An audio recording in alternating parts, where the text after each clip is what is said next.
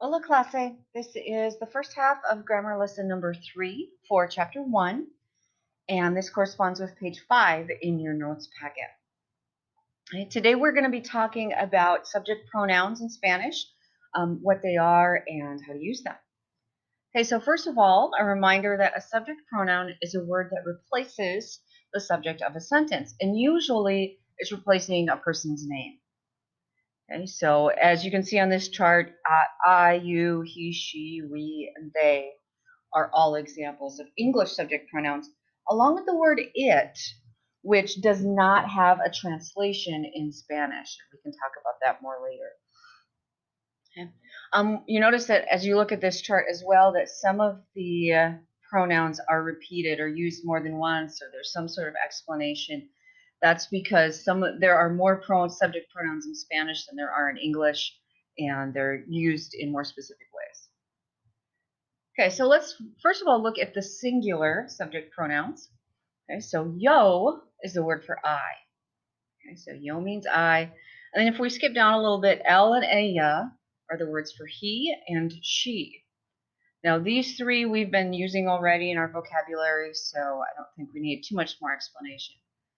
But you are going to notice that the word you has two different forms. One that is informal, which is the word tú, and one that is more formal, which is usted.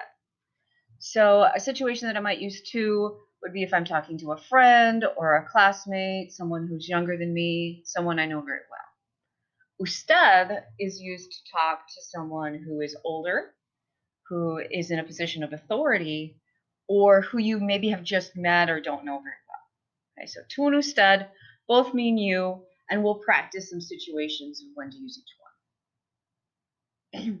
Okay, on the plural side of things, you can look at this list and see that with we, there are two different words. Okay, nosotros and nosotras. Now, nosotras is feminine. So the speaker and everybody else in the group would be a girl to say nosotras for we.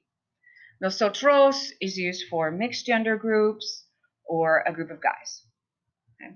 So, for instance, guys would only use the form nosotros.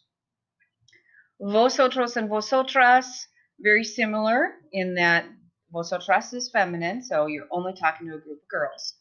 But it's a plural you, so it's like y'all or you guys. And it's used only in Spain. So we're going to talk about it a little bit in this chapter and then kind of skip the vosotros form from there on out. Okay, ellos and ellas both mean they. And again, if I'm talking about a group of girls, I'd use ellas. If I'm talking about a group of guys or a mixed gender group, I'd use ellos. And then your last pronoun here is ustedes. Ustedes is a you guys form or a plural you that is used in Latin America. Okay, so vosotros and vosotras in Spain, ustedes in Latin America. Okay, I want to show you some examples of maybe what the original subject of a sentence was and what you could replace it with as a subject pronoun.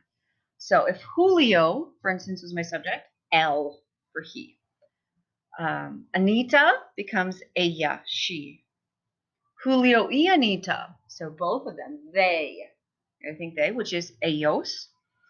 Los muchachos, ellos again. Las muchachas, the girls, would be ellas. Anita y yo, Anita and I, that's we. Okay. Nosotros, or possibly nosotras, if the speaker is a girl. Okay. And then Julio y tú, you and Julio, it's kind of like saying you guys, so ustedes, or possibly vosotros, if I was in Spain. Okay, so this is an example of kind of how to use these, and we're going to do a lot of practice with this in class. But otherwise, that's it for today. Gracias and adios.